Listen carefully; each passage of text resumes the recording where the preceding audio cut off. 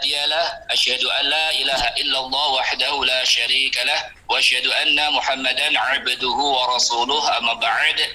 Oke, syukron jazila, terima kasih atas waktu yang diberikan saya mengamanahkan kepada Allah untuk memberikan materi terkait dengan kewirausahaan santri. Sebelum saya menyampaikan materi, pertama yang ingin saya sampaikan adalah apresiasi yang luar biasa kepada panjenengan semuanya, para anggota majelis komit ya. Sesuai dengan namanya itu ternyata mengkomit, punya komitmen, punya iltizam yang sangat kuat panjenengan. Alhamdulillah subhanallah, menyempatkan waktu yang relatif ya rupek ya, relatif sangat sempit, jenengan menyempatkan diri untuk tolabul ilmi, sharing ilmu. Ya Allah, luar biasa. Amin. Mugi-mugi panjenengan sedoyo pinaringan istiqomah nggih, istiqomah dalam kebaikan. Mugi-mugi ngoten istiqomah dalam kebaikan. Yang hadir 133 Ustaz. Nggih, lagi niki saya lihat ini per detik ini tambah loh niki 130. Amin, barakallah. Alhamdulillah, Bapak. Berjuang. Nggih. Amin. Subhanallah, luar biasa nggih ibu-ibu lan bapak tadi.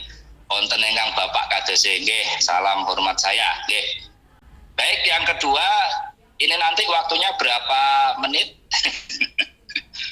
Kira-kira berapa saya dikasih waktu untuk sharing masalah kewirausahaan santri? Secukupnya Bapak, 1 jam lebih, insya Allah siap. Sampai jam 10 jam Indo. Tadi target Bapak. Oh, Semoga. nggih. Ya, oke lah. Panjang lebar biar terang. Fleksibel tapi harus ada target karena jenengan juga berbagi waktu ya. Ngaten lek kula nyuwate mawon nggih. Oke, yang kurang lebih kita sepakati 1 jam nggih, kurang lebih nggih. Nanti mohon untuk MC nggih Ibu Sisri nggih, silakan nanti mengingatkan saya nanti untuk waktunya. Plus tanya jawab apa? 1 jam plus tanya jawab. Oh, gitu. Insya Allah Pak siap loh, Pak Angga siap. Ngeten. Kemudian yang ketiga, sistem kita itu nyun sewu, kita menyampaikan materi itu bukan ceramah. Mungkin ada kisi-kisi di awal prolognya, istilahnya pembukaannya, saya menyampaikan membawa kita semuanya ke alamnya kewirausahaan. Kemudian yang kedua nanti yang lebih interaktif itu memang kalau ngaji ngeten iki sing sekeco ya tanya jawab sehingga aktual ngeten. Artinya apa yang menjadi muskilat, mungkin jenengan ada pertanyaan, ada hal yang ingin disampaikan, monggo nanti insya Allah kalau saya bisa menjawab akan saya jawab. Kalau ada rekan-rekan jamaah yang bisa menjawab, monggo bisa membantu atau nanti bisa saya buat PR nggih. Ngoten, karena nyun sewu saya juga sama-sama belajar kalih panjenengan sedaya ngoten nggih. Baik, bismillah saya mulai. Nggih, para jamaah komunitas on air Muslim Indonesia atau jamaah komit, alhamdulillah kita bisa bertemu bersua, ini tak lepas sekali lagi karena nikmat Allah, qudrat iradah dari Allah. Baik, bismillahirrahmanirrahim. Berbicara kewirausahaan nggih, ibu-ibu, bapak-bapak, sekali lagi kita akan mengambil secara definitif ya, istilahnya kita lugawi lah, lugotan. Secara bahasa itu kalau kita pisah kewirausahaan berarti ada kata wira dan usaha ya. Wira, kalau sering menjenengan juga pasti mendengar wirai dan lain sebagainya. Wira itu kalau diterjemahkan dan secara umum artinya pejuang, wira pejuang. Orang yang berjuang ya, wira. Kados panjenengan itu pejuang devisa di sana, pejuang yang luar biasa merantau meninggalkan sanak, famili, keluarga di rumah demi untuk berjuang di jalan Allah, mencari rezeki yang halalan thayyibah. Itu wira, jenengan itu wira, berjuang. Usaha berarti kita pejuang dalam hal usaha, ikhtiar ya, begitu kasab, ikhtiar seperti itu. Berarti kemudian ditambah lagi santri menjadi kewirausahaan santri. Kalau di kerenkan bahasa di Jawa kan santripreneurship kan akhirnya seperti itu. Kalau kewirausahaan secara umum namanya entrepreneurship. Dari kata entrepreneur itu dari bahasa Prancis, kemudian ditransliterasi ke dalam bahasa Inggris itu entrepreneurship. Nah, kita santripreneurship, ya gitu, kewirausahaan santri. Kira-kira seperti itulah definisi umumnya, pengertian umumnya terkait dengan kewirausahaan santri. Nah, yang menjadi titik beda dengan kewirausahaan yang lain itu apa? Nah, inilah kita mengenal berbagai usaha di sekitar kita, di sekeliling kita.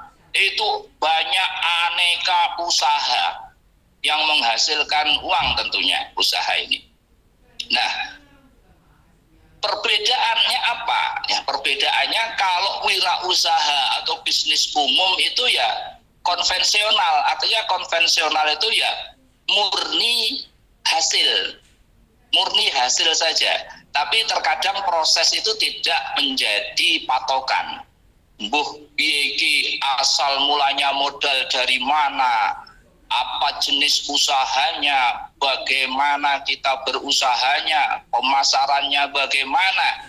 Itu kalau konvensional ya kaidah-kaidah konvensional.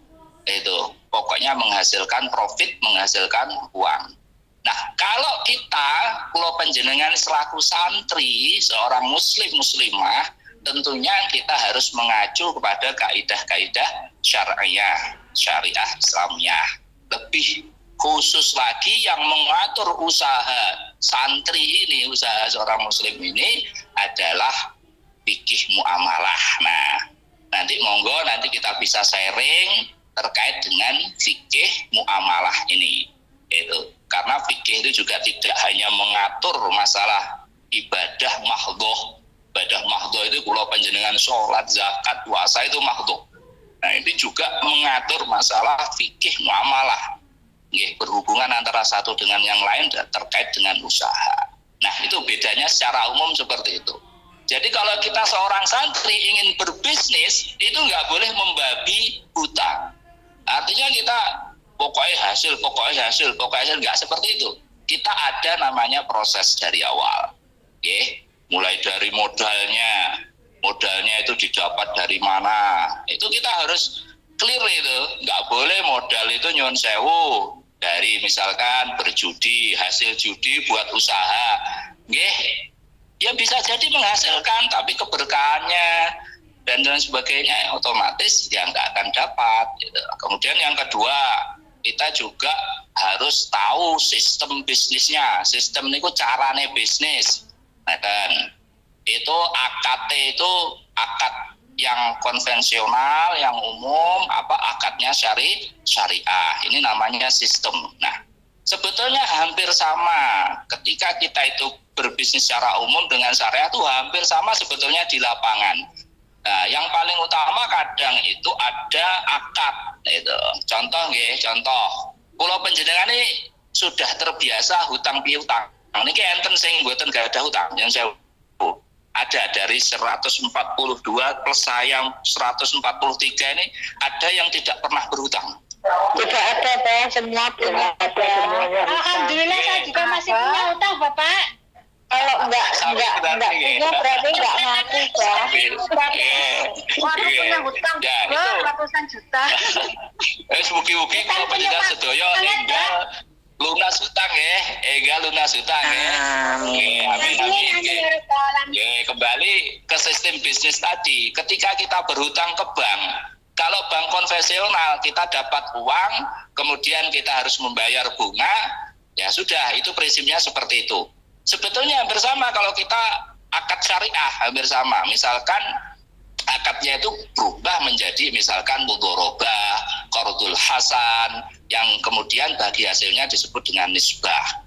Operasional di lapangan, praktek di lapangan jane nggih sami, cuma akad sing mboten sami. Contoh malih sistem bisnis ini nggih, jenengan kredit sepeda motor. Kalau kita kredit umum, konvensional, kita hitung-hitung kiambak, kan enten list nih kok daftar ngangsur. harga motor 16 juta, ketemu kalau ini nggak kredit ketemunya 26 juta, ada profit perusahaan 10 juta. Nanti kalau di kredit sistem Islam namanya murabahah, itu bagi laba, itu nanti akadnya harga ini bukan 16 juta tapi 26 juta jenengan angsur selama 2 tahun misalkan. Hampir sama nggih, hampir sama. Nah, cuma akadnya ketika kita berbisnis tadi, akad syariah, itulah yang membedakan. Nah, jadi kalau kita ini sebagai seorang pengusaha atau wirausaha santri, wirausahawan santri, itu yang nomor 2, sistem bisnis harus kita pikirkan, harus kita kaji. Jadi enggak sekonyong-konyong pokoknya langsung bisnis, pokoknya menghasilkan yang sewu. Akhirnya kita ditawari sebuah bisnis yang tidak masuk akal, usaha yang tidak masuk akal, misalkan trading. Mbak, mas, sampean ayo ikut saya trading. Sampean modal 500.000, engko tiap hari profitnya bisa 100%, bisa 50% atau ya 30%. Itu sebuah bisnis yang nggak masuk akal.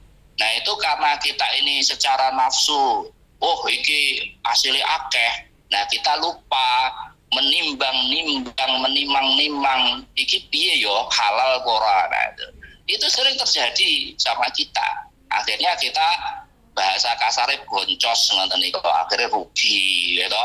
Kita sudah keluar, kita sudah investasi 100 juta atau 50 juta, akhirnya nggak kembali karena juga nggak ada sistem yang jelas menurut Islam, kehalalannya tidak jelas. Nah, ini harus kita hindari sebagai seorang muslim, sebagai seorang santri. Kalau panjenengan hal-hal seperti ini harus kita pikirkan, harus berhati-hati ya. Karena dalam bisnis itu jangan mengedepankan nafsu, logika dan pengalaman itu yang juga harus betul-betul kita pikirkan. Nah, yang ketiga niki kalau sebutaken ini teori nirien.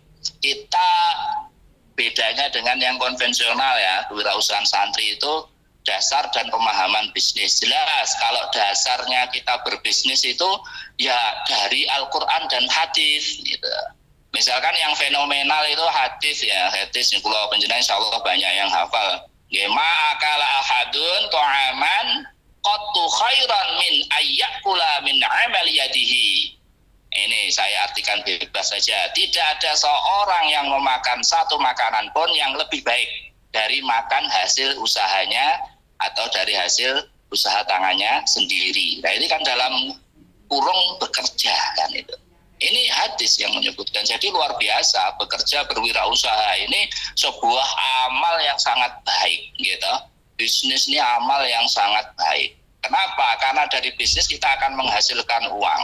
Kalau kita menghasilkan uang, ibadah itu banyak macamnya. Yang sewu. Ini tidak mengesampingkan yang sewu yang orang yang belum dititipi amanah harta benda yang banyak. Tapi orang yang kaya, orang yang punya kekayaan itu peluang ibadahnya semakin banyak. Kita umroh membutuhkan uang, kita haji membutuhkan uang, kita bersedekah membutuhkan uang, sedekah maliyah. Bahkan dalam surat At-Taubah, kula panjenengan nggih sering mireng niki. Bismillahirrahmanirrahim. Ini kata Taubah, kita nggak perlu pakai nggih. Bismillah, maaf. Infiru khifafan wa thiqalan wa jahidu bi amwalikum wa anfusikum fi sabilillah. Dzalikum khairul lakum in kuntum ta'lamun. Surat Taubah niku insyaallah 41. Itu arti bebasnya ngeten mawon ya. Kita itu disuruh berjuang, jahidu bi amwalikum wa anfusikum. Jadi kita berjuang itu bukan anfusikum dulu, tapi amwalikum dulu. Kita berjuang itu pakai jerbasuki mawa beyo. Jadi bi amwalikum wa anfusikum. Harta dulu ternyata di dalam Al-Qur'an itu. Bukan diri kita dengan badan kita, enggak loh, dengan harta kita. Nah, harta itu dapat dari mana? Ya otomatis dari bekerja, dari sumber-sumber yang halal. Nah, ini loh, luar biasa, Masya Allah, materi pada minggu ketiga ya, di pengajian komit ini. Saya sangat sepakat dan sangat mendukung kalau materinya adalah tentang kewirausahaan santripreneurship. Karena bagaimanapun juga penjenengan utamanya yang di sana yang sudah berjuang mungkin berpuluh-puluh tahun, bertahun-tahun, suatu saat akan kembali ke Indonesia. Nah, kalau sudah kembali ke Indonesia otomatis ya kita diusahakan harus punya bisnis meskipun itu masih kecil. Nah, itu untuk kemandirian kita. Dan jenengan yang saat ini di sana pun juga banyak, tak bilang banyak, panjang lagi.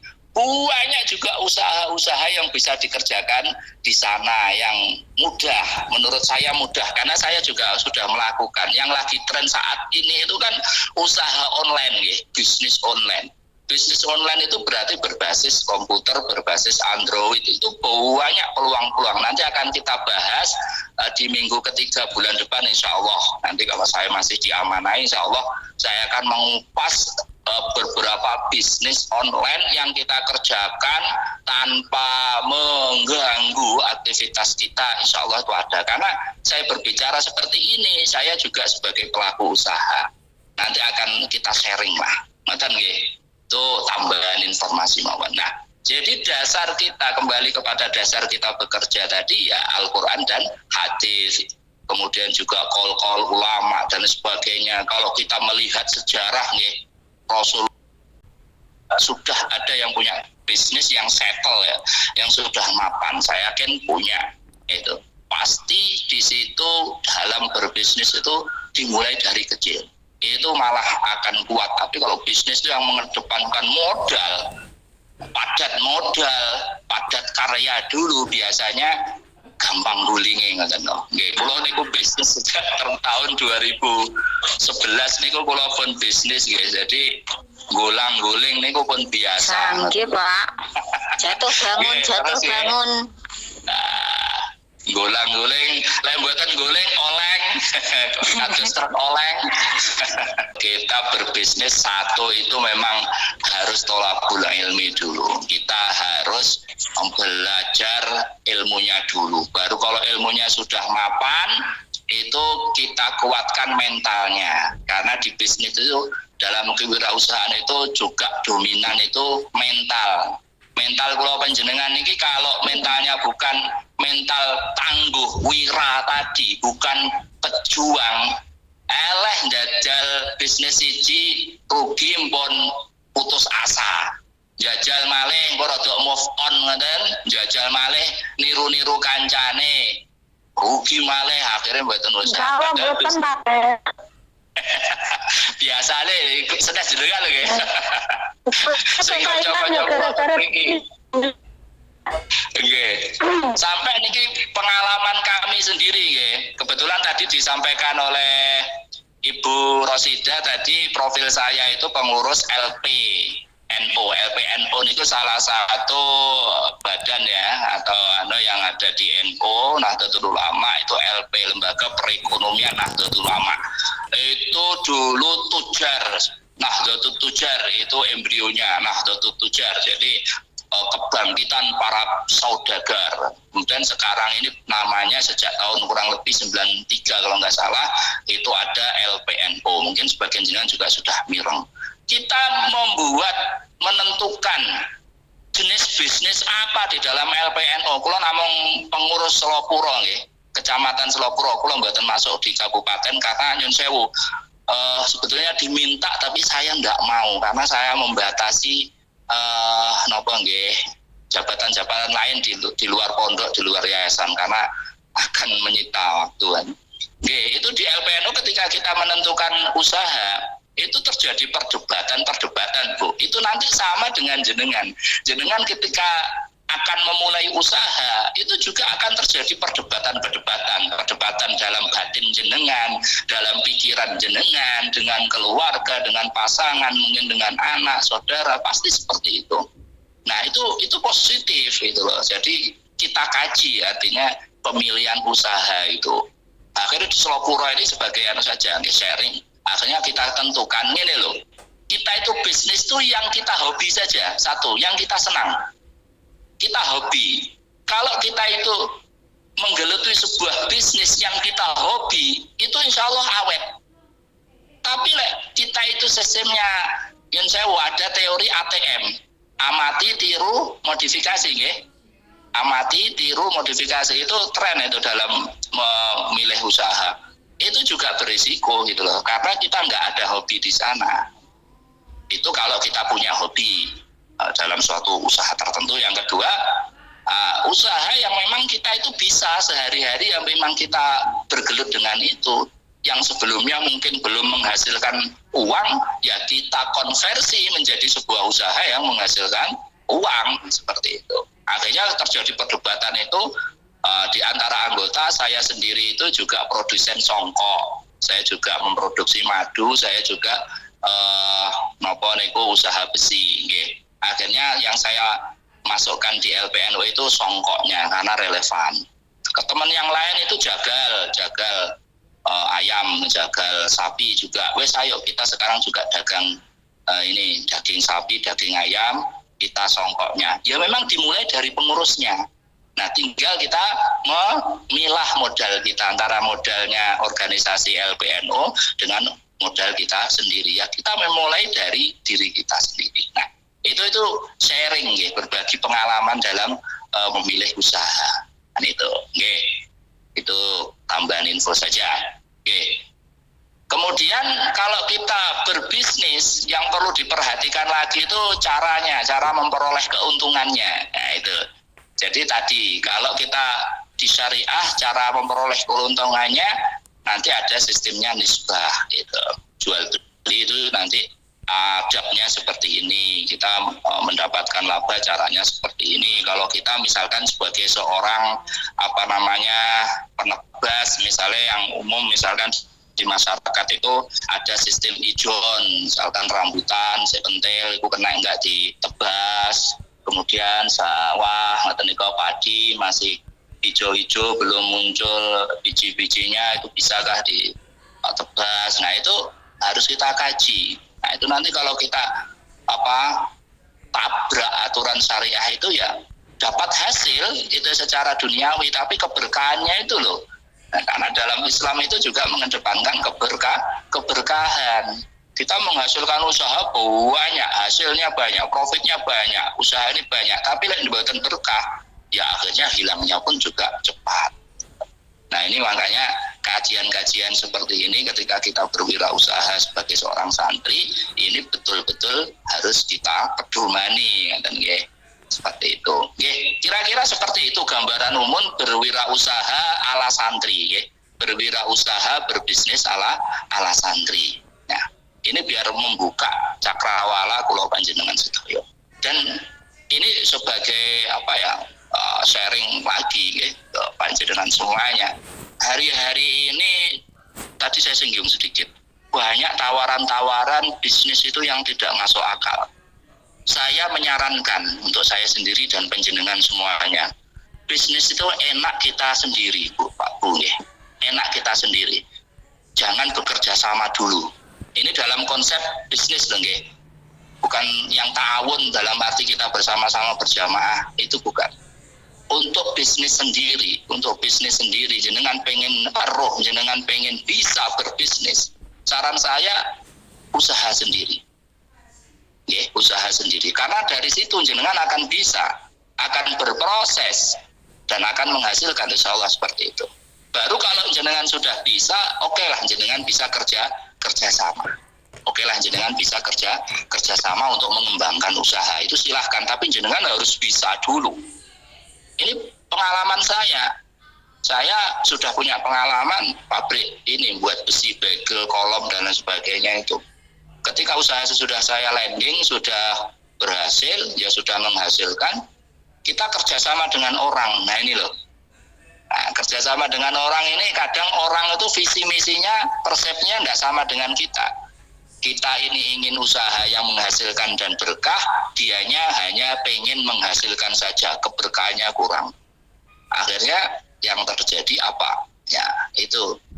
Kalau untung kita akan rukun. Tapi kalau buntung jadi musuh kan, itu sudah terjadi sering. Ada lagi tawaran-tawaran yang menggiurkan dari pihak lain yang tidak masuk akal. Kalau penjenengan sering di WA, sering di Facebook atau di medsos yang lain kan juga sering mendapat tawaran-tawaran yang menggiurkan yang nggak masuk akal. Ya, usaha itu harus masuk akal. Kok usaha nggak masuk akal? Itu usaha pasti John Sewo, abal-abal. Itu saja definisinya enaknya itu. Usaha itu kalau ada profit itu ya harus masuk akal. Ketika ada profit, ada keuntungan kok tidak masuk akal, nah, jenengan waspada itu. Itu pasti nanti jebul-jebule investasi bodong, gitu. Akhirnya nyun sewu itu yang lagi tren dulu itu sistem money game, ya sampai saat ini pun juga. Terus yang ketiga nggak jelas ownernya, direkturnya siapa, pengurusnya siapa, kantornya di mana, kantornya online. Ya akhirnya duitnya duit online, nggak kita pegang, akhirnya hilang. Ya Allah, banyak kolega kawan saya, kenalan saya, jamaah saya di sini itu yang jamaah Majelis Sholawat Wasiril Quran itu mengadu, banyak saya habis tertipu sekian ratus juta itu untuk ini cryptocurrency, untuk ini katanya ini. Nah, belum kenal, belum tahu, belum berhadapan, terus pokoknya koyok dihipnotis gitu menyetorkan, oh ya Allah. Nah itu kalau saya bisa kerjasama dengan jenengan, insya Allah real ini, itu usahanya, ayo kita berbisnis bermuawanah monggo. Tapi ya wis kadung, saya guyon begitu, tapi alhamdulillah beliau bisa move on lah saat ini, sehingga mengikhlaskan itu. Nah, jadi hal-hal seperti ini, fakta-fakta seperti ini, karena semakin luasnya digitalisasi dalam usaha, ini kita harus ekstra waspada. Jadi kesimpulannya, kalau jenengan mau usaha yang real-real saja, yang real-real saja. Jadi jangan yang muluk-muluk dulu, gitu. Yang real-real saja, yang jenengan tadi punya hobi, punya skill. Misalkan jenengan skillnya memasak, berarti yang relevan dengan jenengan adalah catering. Misalkan jenengan pinter make up orang, make up sendiri, berhias, ya oke lah, itu yang cocok berarti tentang masalah beauty dan skincare misalkan. Jadi misalkan jadi salon atau apa seperti itu. Jadi yang enak menurut jenengan dulu. Baru kalau jenengan itu usaha yang pokok, yang jenengan geluti, yang jenengan menjadi hobi itu sudah settle. Settle itu sudah terbentuk, sudah mapan. Jenengan yang sewu tilem, jenengan itu bepergian, usaha itu sudah jalan sendiri, itu namanya settle. Enaknya ngomong ngeten. Nah itu jenengan pengen ekspansi usaha, enggak masalah, ekspansi ini pengembangan, monggo silahkan. Nah itu tips ya itu. Jadi seperti itu Ibu, Bapak-bapak juga jamaah komit terkait dengan kewirausahaan. Saya kira itu prolog tentang kewirausahaan santri. Kita perlebar saja nanti sistemnya tanya jawab, Kita perlebar sistemnya tanya jawab sehingga nanti ini betul-betul realistis lah dengan kondisi jenengan atau kondisi saya, gitu. Nanti kalau sistem saya ceramah seperti ini, kayaknya hanya satu arah, ngaten. Wallahu alam. Jazakumullah. Assalamualaikum warahmatullahi wabarakatuh. Waalaikumsalam warahmatullahi wabarakatuh. Perkenalan Abang, saya dari Cilacap, asli Cilacap. Terima kasih Atun. Dari majelis mana Bu? Majelis mana Bu? Majelis STA. Bergumilir di Nehu. Terus ini saya tanyakan soal maru gitu Pak, kalau maru ternak gitu ya, itu hukumnya gimana ya kalau alangkah baiknya marunya seikhlasnya yang melihara, apa hukumnya gitu, untuk lebih baik itu maru itu apa lebih baik kita ternak sendiri, keluarga sendiri gitu. Terus untuk hukumnya itu gimana gitu ya, kalau itu kan kadang-kadang kita nggak enak gitu Pak. Maru itu kan hasilnya itu gimana gitu, kadang-kadang kita nggak enak. kadang-kadang hewannya itu kita sakit gitu Pak. Kerugian itu kadang-kadang kan nggak kita bebankan kepada yang menguruskan, kita kan kasihan gitu ya Pak, kan dia udah capek gitu Pak. Nah, terus itu gimana hukumnya, terus solusinya untuk ke sana gitu Pak, untuk usaha ternak gitu, ayam maupun kambing gitu Pak. Nah, atas jawabannya terima kasih ya Pak. Assalamualaikum warahmatullahi wabarakatuh. Waalaikumsalam warahmatullahi wabarakatuh. Maro ya, maro hewan ternak atau bisa jadi itu sawah juga bisa, ya. Maro pokoknya sistem usaha yang terkait dengan musakoh, muzaroah itu namanya. Baik. Mungkin pertanyaan yang kedua dulu, ini sudah saya catat. Nanti dua dulu baru saya jawab, ya. Monggo. Mungkin ada yang lain? Ini dari Majelis Iwamit on Air. Iwamit jihad yuk. Ini Bah yang mau saya tanyakan, kan ada di suatu daerah itu katanya itu sistem gadai gitu ya Bah, gadai sawah ya ibaratnya gitu. Sawah lah. Misalkan gini, ini sawah tolong dibayar dulu, dikasih uang 50 juta. Terus silahkan digarap, terus orangnya tuh nggak minta, yang punya sawah itu nggak minta hasil lah. Terus nanti uang 50 juta itu yang punya sawah itu mengembalikan utuh kapan saja kalau sudah punya gitu.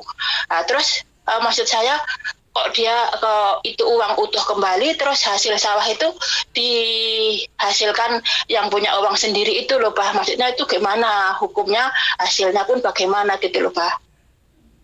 Saya ditawarin belum mau, sebabnya saya belum tahu hukumnya bagaimana. Masa uang kembali utuh, terus sawah kita hasilnya tuh kita semua yang ambil gitu loh Pak. Terus mengembalikannya itu utuh tapi kapan saja gitu kalau sudah punya gitu loh Pak. Begitu pertanyaan saya Pak, mohon penjelasannya dari saya. Wassalamualaikum warahmatullahi wabarakatuh. Waalaikumsalam warahmatullahi wabarakatuh. Baik. Bismillah, saya coba jawab ini dua dulu nggih. Nanti bisa kita tambahi, mungkin ada jamaah yang lain ingin menjawab juga, tidak masalah nggih menurut saya. Terus nanti kalau saya kurang puas dalam memberikan jawaban bisa saya buat PR ya. Baik, yang pertama itu konsep tentang maro ya, kalau bahasa Jawanya itu paroan. Nah, paro kalau dalam sawah kebun itu maro. Biasanya kalau hewan ternak itu gaduh ya. Itu setiap daerah tidak sama ya, tidak sama. Nah, baik. Kita mencontohkan tadi masalah yang ternak. Jadi gaduh, maro. Jadi di sini kita bisa mengkiaskan atau menyamakan akad syariahnya itu ke muzaroah atau ke mukhabaroh ya. Itu kalau dalam muamalahnya, fikih muamalahnya itu muzaroah, mukhabaroh. Nah, bagaimana itu sistem itu? Muzaroah itu definisi ulama secara umum yang disepakati bibit ya, bibitnya dari pemilik lahan. Ya. Kemudian kalau muhabaroh itu bibitnya dari yang mengolah lahan. Jenengan punya cemple, punya kambing, guys, gitu aja. Punya kambing. Kambing jenengan pasrahkan kepada orang lain atau saudara, katakan begitu. Kambingnya dari jenengan dirawat oleh keluarga jenengan. Nah, ini namanya muzaroah. Kita nisbatkan ke muzaroah. Kalau jenengan yang merawat, jenengan yang gaduh, modalnya, bibitnya dari orang lain, partner jenengan, itu namanya mukhabaroh. Nah, anggap saja sekarang akadnya yang muzaroah. Jadi modal karena jenengan di Taiwan punya duit, jenengan pasrahkan orang, suruh belikan kambing, nanti akadnya muzaroah. Nggih, jenengan minta nanti akadnya muzaroah. Muzaroah, jenengan modal, saya ulangi lagi, jenengan modalnya, kemudian yang di rumah atau orang lain itu tadi yang merawat. Nah, gaduh kalau dalam hewan itu. Bagaimana cara bagi hasilnya? Nah ini, sebetulnya untuk bagi hasilnya itu menurut uruf. Menurut uruf itu menurut orang setempat itu melakukan apa? Yang penting yang punya modal, yang punya bibit itu tidak rugi, kemudian dia juga harus untung. Yang merawat dia juga merasa untung, tidak merasa rugi. Itu kemudian disepakati lagi. Bagaimana dengan biaya operasional? Ya, biaya operasional itu biasanya masalah obat-obatan. Biasanya masalah bagaimana kalau sakit sopo sing nanggung, itu yang sering berlaku. Nah, muzaroah ini seluruh modal itu dari kita yang punya modal, dari jenengan tadi. Si perawat sing gaduh itu hanya merawat saja, dia tenaganya dan tempat, biasanya begitu. Tenaga dan tempat, sing ngarit golekne pakan, ya dia yang menyediakan kandang, seperti itu. Nanti kalau sakit itu sakitnya harus terbukti benar-benar nanti disuntik oleh Pak dokter hewan, itu biayanya jenengan. Yang uruf yang berlaku seperti itu. Itu kalau sistem bagi hasil biasanya kalau uruf di saya, sekitar saya itu biasanya 50-50 paruan. Jadi pomo anak engko loro siji-siji. Biasanya seperti itu.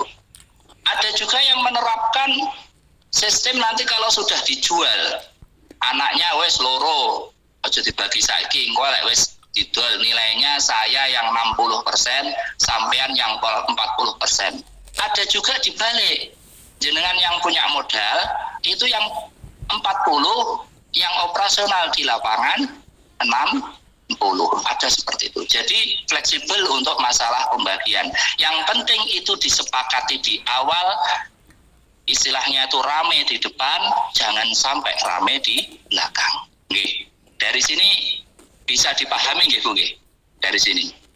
Nggih Bu, matur nuwun. Nggih. Bisa dipahami nggih. Jadi untuk berapa persentase pembagian hasil itu nguruf. Nggak ada rumusnya. Ya, nggak ada rumusnya. Jadi uruf saja, karena antara sama-sama ridho, jenengan ridho dengan bagi hasil itu, dan yang merawat itu juga ridho, dia tidak merasa didolimi. Nah, makanya di dalam syariah itu ada prinsip harus saling percaya, harus amanah. Yang diamanah itu ya kudu jenengan patus sing amanah. Engko sananu urip barang didol diam-diam diomongne mati. Lah ngoten niku ya enggak amanah. Makanya harus dalam usaha itu ada pengawas, Bu nggih. Setiap usaha itu harus diawasi. Sampun ngantos kita totalitas penuh memberikan wewenang penuh kepada orang. Jenengan harus ada pengawas. Misalkan jenengan pada orang lain, saudara jenengan harus ngawasi, entah itu tiap bulan, 2 minggu sekali, itu harus ngawasi. Karena tidak begitu, orang itu ya nyun sewu karena sudah attitude, sudah karakter, kadang itu bagus di depan, akhir-akhir itu sak karepe dhewe. Sering saya dulu punya kambing 17 ekor. Itu berkembang menjadi hampir 100. Itu saya bisnis itu musiman untuk persiapan Idul Adha. Saya amanahkan ke wali santri Kulo Kiambak. Nggih nyun sewu. Ada yang amanah, ada yang enggak amanah gitu loh, Bu. Nah, pembukuannya, pencatatannya tidak terbuka. Nah, ini loh, ini sudah kaitannya sudah attitude, itu kaitannya sudah masalah sifat. Ngaten nggih. Wallahu alam. Kira-kira bisa dipahami napa mboten, Bu? Nggih, Bapak, insyaallah pun. Nggih, matur nuwun sanget, Pak. Paham nggih? Nggih, oke. Baik. Sekarang ke soal yang kedua, pertanyaan kedua dari Ibu yang dari Iwamit. Ini terkait dengan menggadekan tanah nggih. Jadi menggadekan tanah ada orang, kalau saya pahami nanti jenengan luruskan. Ada orang butuh duit. Nah, mintanya dia duit itu 50 juta. Jenengan punya sawah. Ya, punya sawah. Dia maaf ini kebalik. Jenengan punya duitnya, ada orang itu butuh duit tapi punya sawah. Bener gitu, nggih? Nah, orang yang butuh duit itu menggadekan sawahnya sebagai jaminan hutang piutang. Begitu nggih? Betul? Bu? Iwamit. Nggih, Bapak. Betul, Pak. Betul. Jenengan ini kan punya uang tabungan dari bekerja di Hong Kong 1 miliar, gitu. Ada orang butuh arto 50 juta, dia punya sawah. Nah, Mbak, aku butuh duit 50 juta ya, Mbak. Duitmu kan akeh 1 miliar. Aku butuh 50 juta. Nah, aku duwe sawah. Iki sawah iki sebagai gadai atas hutang saya. Nah, begitu saya pahami dari soal itu seperti itu. Nah, ini yang harus dijelaskan. Akadnya ini apakah adain hutang, apakah akadnya gadai atau rohen. Nah, karena itu beda. Sistemnya itu sudah beda. Okay. Jadi kalau kita hutang piutang itu ya akadnya hutang piutang. Okay. Kalau dia ingin gade, ya harus gade. Nah, yang berlaku umum masalah gade ini, ya tadi jenengan harus yang mengerjakan hasil itu, gitu loh. Jadi harus ada impact ya, dari hasil usaha itu. Jadi bukan jenengan nganakne duit, Bu, bukan nganakne duit karena meminjamkan uang 50 juta tadi, bukan. Tetapi saya harus mendapat manfaat karena akadnya gadai. Karena akadnya gadai, dia punya sawah yang digadaikan ada hasil. Nah, ini yang harus didiskusikan. Nah, gitu. Beda dengan hutang. Kalau hutang itu nggak bisa. Jenengan minta hasil itu, berarti itu bunga. Itu. Paham nggih maksud kula? Jadi kalau gadai itu harus ada unsur labanya, yang nisbahnya yang harus dibagi. Ya, pembagiannya sama dengan muzaroah tadi. Ya. Ingin dibagi persentase berapa persen, nah itu silahkan. Nah, gitu. Jadi seperti itu. Paham ya maksud dari sini? Jadi jenengan yang harus jenengan pastikan tuh akadnya, Bu. Bolak-balik itu yang paham nggih. Yang membedakan dengan konvensional, yang membedakan konvensional dengan apa namanya tadi syariah itu di akad. Pada prinsipnya di operasional hampir sama. Gitu seperti itu. Jadi kalau hutang piutang yang sewu nggih jenengan itu menghutangi uang 50 juta.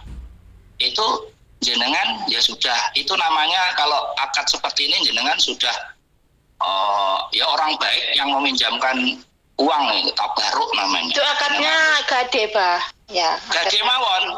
Kalau gade jenengan iki ngene lho ya, sawahmu gadekno nang aku, ya sak gadekno nang aku. Tapi oke lah sampean iku sing usaha, tetep sampean garap. Jadi sebetulnya kalau gade ansih itu jenengan kados gade emas ya. Gade emas itu kan ditahan, rohan itu kan artinya tertahan. Tertahan yaitu wis meneng mawon enggak dibuat usaha kan ngoten. Nah, tapi kan jenengan jeben dapat hasil, wis oke lah gade tapi iki tak akad neh, iki tanahmu sawahmu iku kerjakno, aku tolong kekno bagi hasil. Itu seperti itu. Sertifikat jenengan beto, betul masalah. Sertifikat jenengan beto. Ya karena biar nggak nganggur ini diusahakan. Jadi nanti akadnya itu bisa dua. Jadi akadnya rohen, gade. Akad yang kedua tadi bisa ke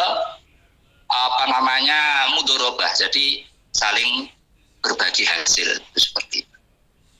Nah seperti itu biar dapat hasil gitu loh maksud saya. Nah itu. Ada juga yang mengatakan ini seperti ini nggak boleh Bu, seperti ini nggak boleh. Karena namanya tertahan ya sudah ditahan ora oleh diapa-apa nih, nggak oleh diapa-apa nih. Tapi yang penting kedua belah pihak ini sama-sama untung dan tidak dizolimi, ini insya Allah boleh seperti itu. Jadi ngeten prakteknya, jenengan gadah uang 50, orang itu punya sawah, dia yang punya sawah butuh modal, oke lah, iki uang 50 tak kekne sampean, tak akati gade, oke, akad ke-1, sertifikat tak go, pun gade, sudah. Jenengan di situ juga, kalau sudah gade seperti itu, Bu, ya jenengan nggak boleh minta bunga. Kowe nggak ada nih aku sertifikat sakmene sak bulane kudu sakmene. Nah itu baru riba, gitu loh. Ini kan terbatas akhirnya. Nah bagaimana biar dapat hasil? Oke lah, akad pertama kita rohen. Sertifikat tak gowo, tanah kerjakno. Yang kedua kita bekerja sama. Bisa mudorobah, bisa geser ke Qardul Hasan, insya Allah bisa. Nah, engko lek hasil pari kuwi hasilnya sakmene wis terserah aku sampean kayak piro, kita sepakati di awal wis aku kayak dari 1 ton aku kayak ono 2 ton kok 2 ton 2 kintal misalkan kan ada hasil ngoten. Jadi jenengan sendiri juga uang jenengan itu juga berputar dengan baik dan menghasilkan, namanya ada tamroh, ada hasil. Nah itu makanya muamalat itu memang sangat fleksibel. Yang penting kita hanya hati-hati di akadnya.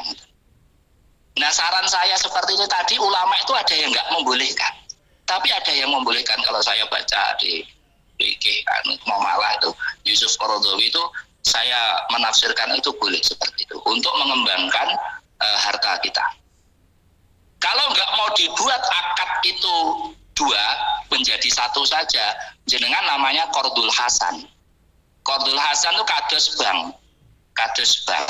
Jenengan itu pemodal. Wis lemahmu, sawahmu sing 1 hektar kuwi wis garapen engko kita bagi hasil.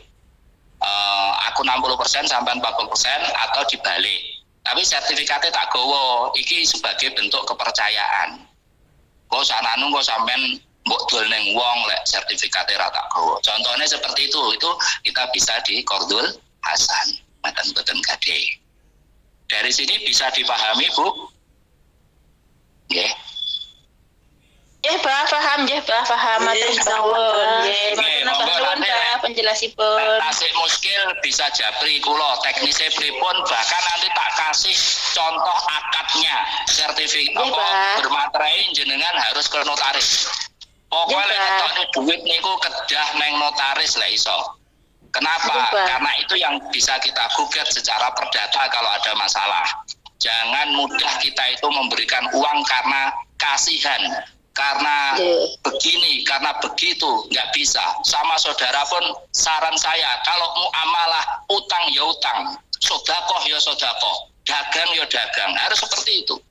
Kalau kita berdagang yang kita kejebakan emosi, waduh ora penak karo dulurku dhewe, ora penak iki ngene ngetokne dhuwit kalau dulurku dhewe enek perjanjian ngene-ngene. Enggak, jangan seperti itu.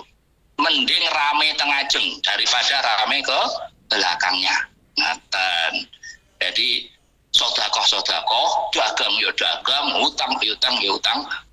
Pun saran kula pokoknya dinotariskan. Kalau notaris itu ada dasar hukum, jenengan bisa menggugat suatu saat secara perdata. Kalau belenjani janji itu bisa ke pidana. Wallahu alam nggih, monggo. Nggih habah kula nggih assalamualaikum warahmatullahi wabarakatuh. Waalaikumsalam warahmatullahi wabarakatuh. Monggo. Kula Siti Julaiha saking Majelis Iwamit on Air domisili Malaysia. Bu Siti. Silakan Bu, monggo. Nggih kula badhe nglajengaken masalah sing gaden niku sawah niku nggih Pak nggih nyuwun kejelasane sebab teng desa kula niku kan memang musim niku musim gaden. Cuman kali sing diterangni Abah niku wau radi berbeda ngoten. Terus pundi nek saandene sing kebiasaan teng kampung kula niku dia yang menggade terus yang memiliki uang itu yang menggarap terus mengambil hasilnya semuanya tanpa dibagi seperti niku Mbak. Niku lek teng hakikat Islam niku kados pundi ngoten hukume memang umume kados mekaten ngoten. Iya. Nyuwun kejelasane mawon pripun. Nggih matur nuwun. Nggih, makanya uruf yang berlaku itu bagaimana? Nah, makanya tadi ulama yang paling disiplin kita tidak bisa menggunakan tanah itu. Kan ngoten. Tetapi kan jenengan sudah membawa sertifikatnya. Nggih, napa jenengan nyuwun sewu, sertifikatnya nggih mboten jenengan betul. Parah lah, Dik. Oke. Jadi ngeten.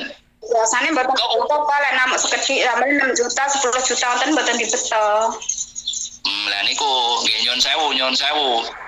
Kalau dalam konsep jenengan itu tolong menolong ansih enggak masalah.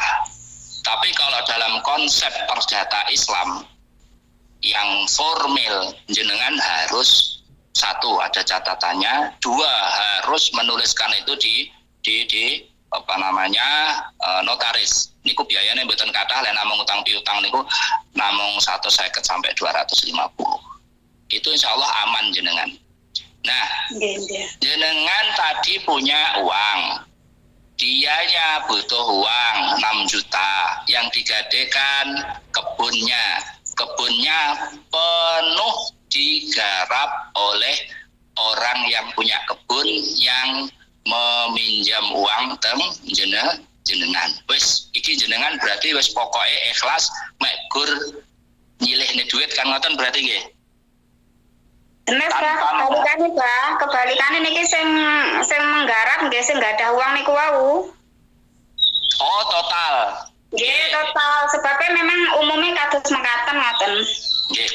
Itu bisa saja. Yang penting niku lho Bu, di depan harus dipastikan akadnya, itu enggak masalah. Yang penting yang punya sawah ini gitu, yang punya sawah ikhlas karena dia sudah mendapat jasa uang. Tanahnya ya sudah, karena ini saya mendapat uang ini tak gadek nih, saya tertahan. Rohon itu kan juga tertahan artinya. Tertahan dari menerima manfaat. Oke, nggak masalah. Jadi jenengan mau minjamkan uang ke dia mendapat manfaat uang yang 6 juta, jenengan yang garap total 100% jenengan. Oke, itu juga nggak masalah. Nggih. Itu uruf yang berlaku seperti itu sah saja. Yang penting jenengan di depan harus ada komitmen akad dengan yang punya lahan. Bagaimanapun juga itu miliknya dia secara hukum, gitu.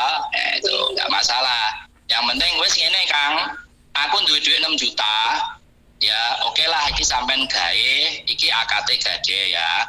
Sampean tak gawe duit 6 juta, ya ora mbungani, ya toh. Sing mbok gadekne kuwi tanah atau kebun sak kedok, wis tak garape ya, wis engko lek sampean wis duwe duit, ya lek duwe duit, engko iso sampean balekne, tapi ya lek pomo iki panenan urung wayahe panen, aku njaluk tempo lek wis panen, kuwi baru sampean balekne sawah ya tak pasrahne jenengan. Itu di akad, Bu.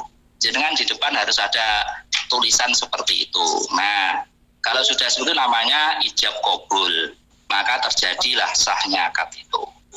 Jadi mboten nanten hukum haram halalin ngoten nggih, Pak. Maksudnya yang penting ada akad di depan ngaten. Ada akad di depan karena ngeten sangat relatif nggih, ngeten nggih. Saya ulangi lagi. Dalam muamalah itu dalilnya dalam fikih itu nggih.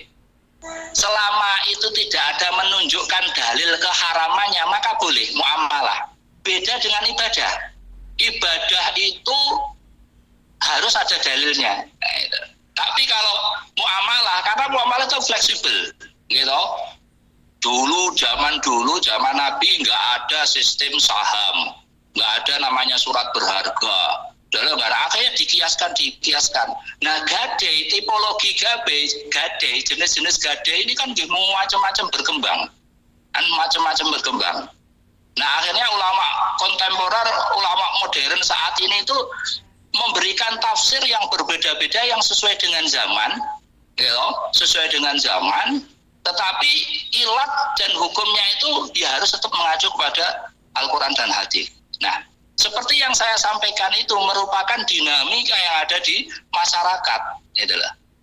Kan tidak ada pihak yang dizalimi tadi, gitu. Kalau kita lihat itu kan buatan enten sing dolim nggih, dan tidak ada didolimi kan sistem jenengan itu. Ada jenengan ikhlas duit 6 juta, tak garap sak kedok. Dia butuh duit, mendapat uang 6 juta, ya treyo aku wis oleh duit 6 juta, asetku yang berupa tanah yo ben dikerjani kono, sama-sama untung.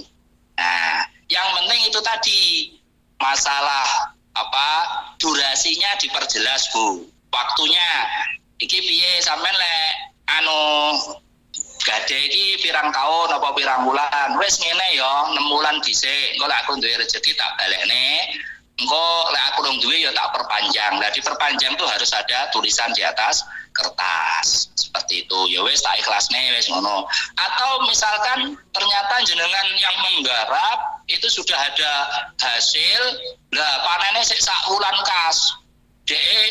Duit ndang balekne. Nah, itu harus ada ketentuan. Contoh misalkan pasal ketiga, bila mana si pemberi uang jenengan, terus kemudian yang menerima manfaat berupa hutang itu ternyata ada perbedaan ini, maka diselesaikan dengan musyawarah dan kekeluargaan. Ya sudah, nanti wis ngene piye Kang, piye yo ki ngene-ngene ya wis gitu lah. Jadi harus jelas. Jadi tolong nanti jenengan ini jangan lesan akadnya nggih. Jangan lesan. Akadnya harus tertulis semuanya. Nah, nanti lek jenengan mboten paham nyun sewu jenengan japri kula gekne akadnya. Kula gadah format yo ratusan masalah muamalah nih.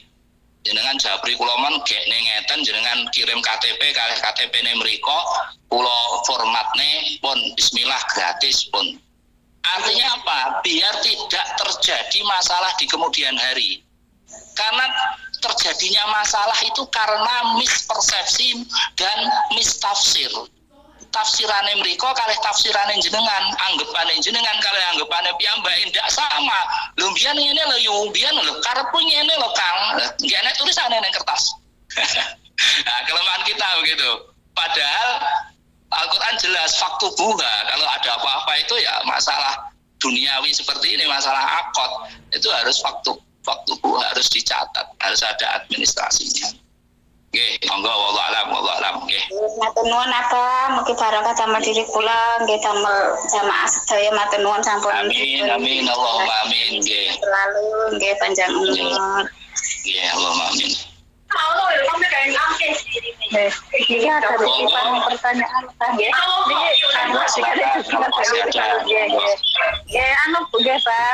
Bertanya komit berjuang yuk.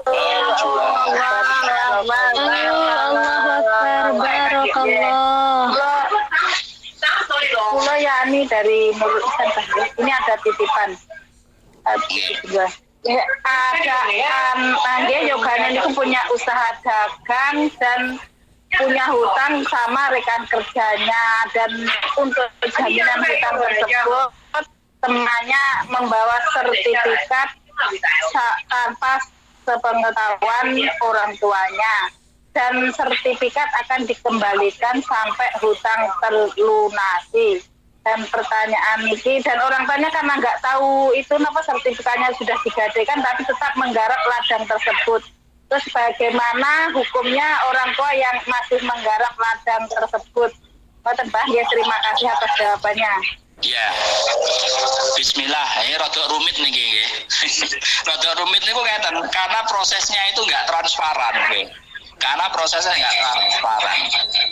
Banyak kasus di masyarakat itu orang tua pengen anaknya mandiri dengan cara ya bekerja. Nah, bekerja itu kadang dia nggak punya modal, kendalanya. Terus akhirnya dia meminjam, bisa ke lembaga keuangan bank atau bisa ke rekan kerja. Akhirnya kasusnya yang seperti jenengan dawuhne tadi itu rekan kerja, ke rekan kerja gitu. Nah, dan itu sertifikat itu adalah sertifikat sawah. Nah, sawah saya yakin itu masih atas nama orang tua, nggih leres nggih. Masih atas nama orang tua. Karena dia tanpa sepengetahuan orang tua juga, nggih. Nggih, tanpa sepengetahuan orang tua, sertifikat itu digadekne anake ning ngene kancane, terus sawah itu digarap oleh orang tua. Saran saya yang pertama, Bu, biar ini clear baik secara hukum formal, hukum negara dan hukum syariah. Kalau prosesnya sudah seperti itu sudah menyalahi aturan, nggih. Karena dengan menggadaikan orang tua, menggadaikan sertifikatnya orang tua itu sudah salah. Makanya kalau saya ibarat orang menikah itu tajadi itu nikah, itu memperbarui akad, Bu. Memperbarui akad bagaimana orang tua ditembusi. Itu terserah nanti resikonya orang tua marah atau bagaimana. Ya nggak masalah, tapi clear dalam hukum Islam gitu loh. Jadi si anak harus melaporkan kepada orang tua, Pak, Bu, ngapunten, sertifikat jenengan ini kula gadekne damel usaha. Usaha kula niki. Ya alhamdulillah semoga berjalan.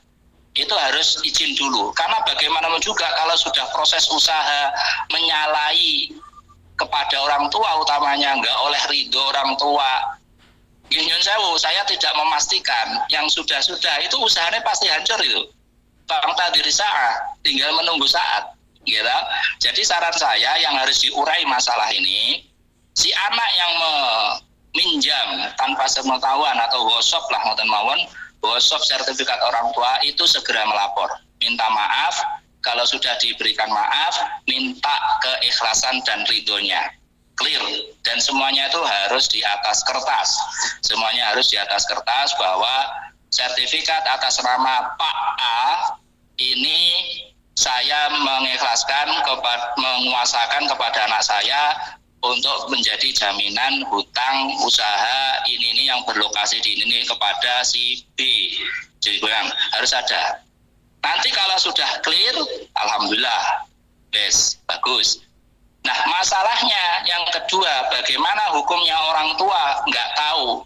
Orang itu kalau nggak tahu, itu nggak ada hukumnya. Itu ya pasti ma'fu. Ngeten, Bu.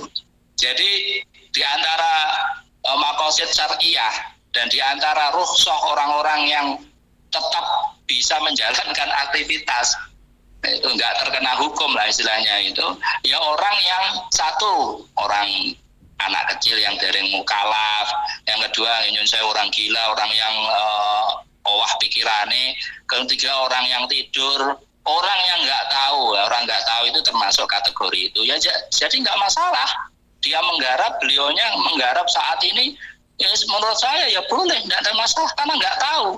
Taunya beliau ini tanah saya, sertifikat tanah saya. Adapun ini sertifikat saya digosok anakku, ya saya tidak tahu. Jadi kalau menurut saya sah, tetap tidak ada hukum buat beliau. Jadi boleh-boleh saja, nggak ada dosa buat beliau. Yang dosa itu anaknya tadi.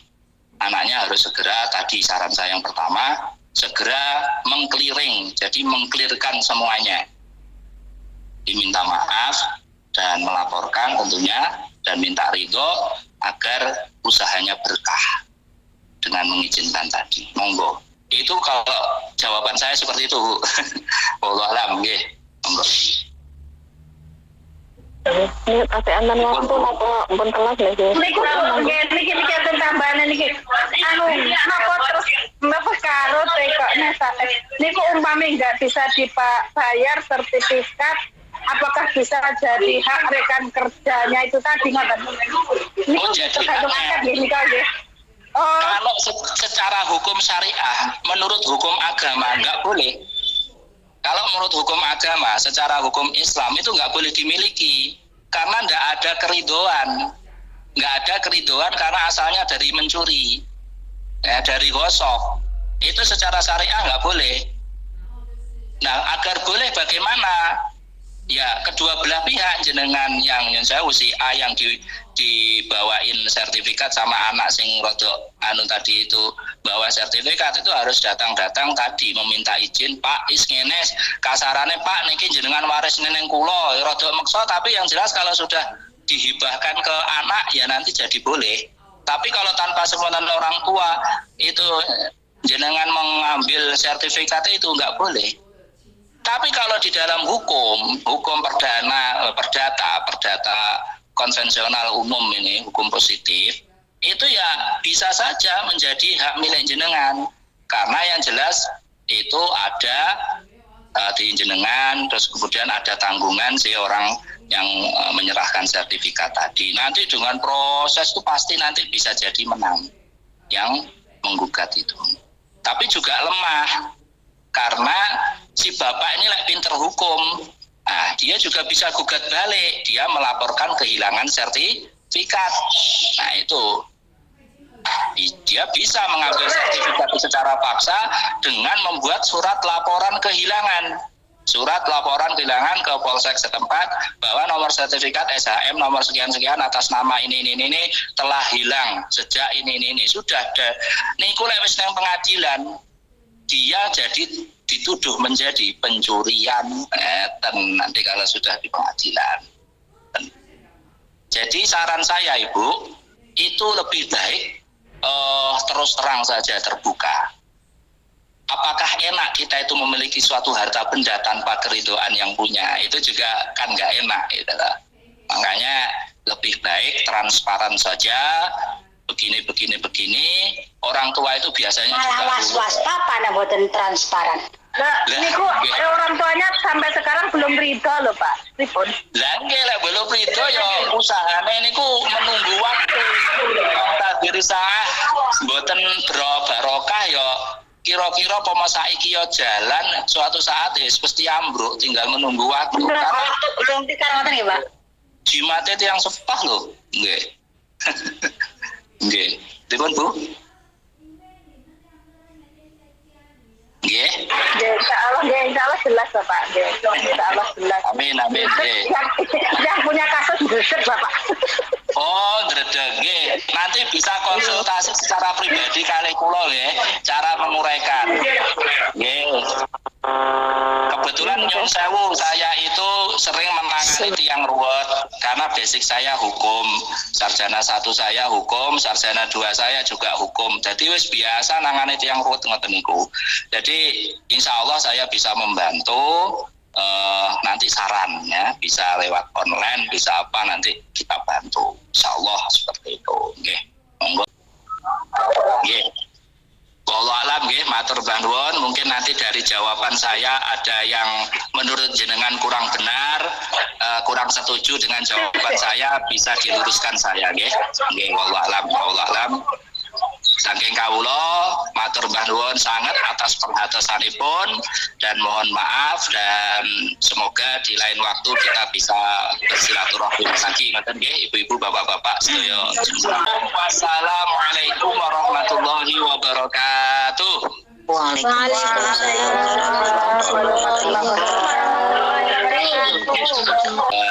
Kita pimpin doa nggih, mugi-mugi pertama jamaah panjenengan kula sedaya menika dados jamaah marhumah ingkang dipun ridhoi kaliyan Allah saged istiqomah, panjenengan sedaya saged selalu menyempatkan waktu dalam rangka thalabul ilmi karena ini aset jenengan kula sedaya nggih, aset kula jenengan sedaya fitin wa dunya insyaallah hatal akhirah. Amin Allahumma amin. Allahumma sholli ala sayyidina Muhammad wa ala ali sayyidina Muhammad walhamdulillahi rabbil alamin hamdan yuwafi ni'amahu wa yukafi'u mazidah. Ya Rabbana lakal hamdu kama yanbaghi li jalali wajhikal karimi wa 'azimi sultanik. Rabbana zalamna anfusana wa illam taghfir lana wa tarhamna lanakunanna minal khasirin. Rabbi ij'alna muqimas shalah wa min dhurriyyatina rabbana wa taqabbal du'a. Rabbana hab lana min azwajina wa dhurriyyatina qurrata a'yun waj'al muttaqina imama rabbana wa atina ma wa'adtana ala rusulika wa la tuhzina yawmal qiyamah innaka la tukhliful mi'ad. Rabbi shrah lana sadrana wa yassir lana umurana wa yassir umura jam'iyah.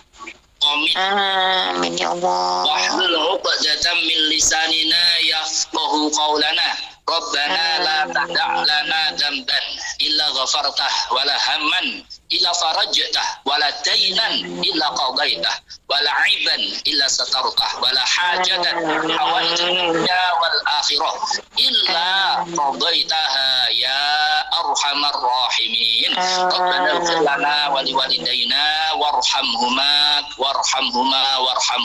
kama rabbayana shighara. Rabbana atina fid dunya hasanah wa fil akhirati hasanah wa qina 'adzaban nar. Da'wahum fiha subhanakallahumma wa tahiyyatuhum fiha salam wa akhiru da'wahum anil hamdulillahi rabbil alamin. Alhamdulillah. A'udzu billahi minasyaitonir rajim. Alhamdulillahi rabbil alamin. Iyyaka na'budu wa iyyaka nasta'in. Iyyaka na'budu wa iyyaka nasta'in. Ihdinas siratal mustaqim. Siratal ladzina an'amta 'alaihim ghairil maghdubi 'alaihim waladdallin. Bidah malih matur nuwun sanget nggih. Monggo.